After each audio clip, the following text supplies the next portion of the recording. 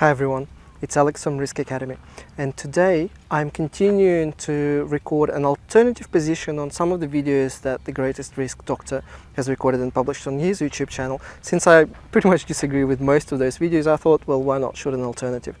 And the alternative today is about the risk profile. Is it possible to calculate the overall risk level or the risk profile of an organization?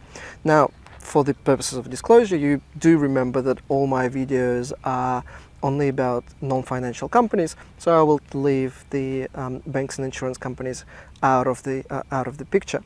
Now, the question is it possible, is it necessary to calculate the overall risk exposure, risk profile of an organization or a project for that matter? And again, the nature of that question indicates that this is all about risk management 1. This is not real. Because in reality, in risk management 2, you would never calculate the overall risk profile of an organization because it makes absolutely no sense or no practical application. Instead, what you would do is you would quantify how certain risks affect an important objective for the organization or the project. So yes, you can of course calculate how a variety of risks affect a particular objective or a particular goal of the project or an organization.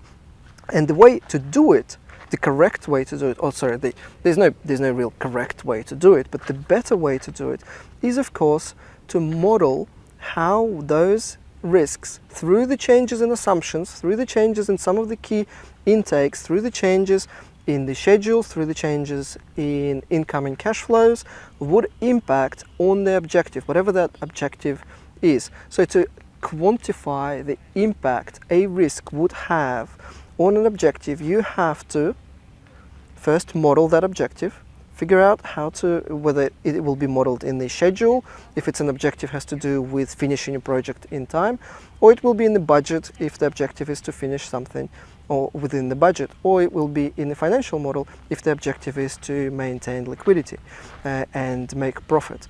And the first step is of course to model that objective, and then you can incorporate uncertainty into that objective.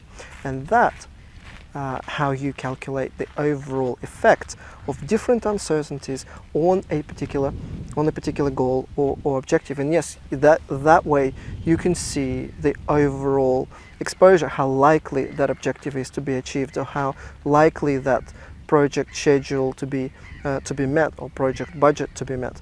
So that's how you calculate overall objective. I am interested in hearing your thoughts. What are the alternatives? How would you do it?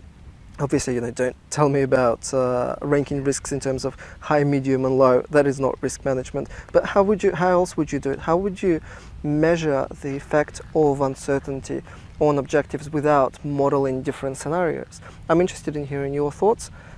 Do write underneath this video, and don't forget to subscribe to the Risk Academy channel on YouTube. Thank you, and goodbye.